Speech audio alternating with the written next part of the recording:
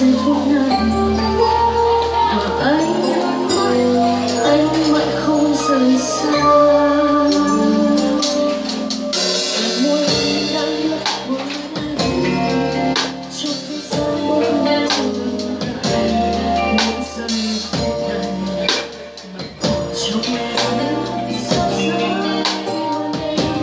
mưa xuống đây anh đã cho em ấm lại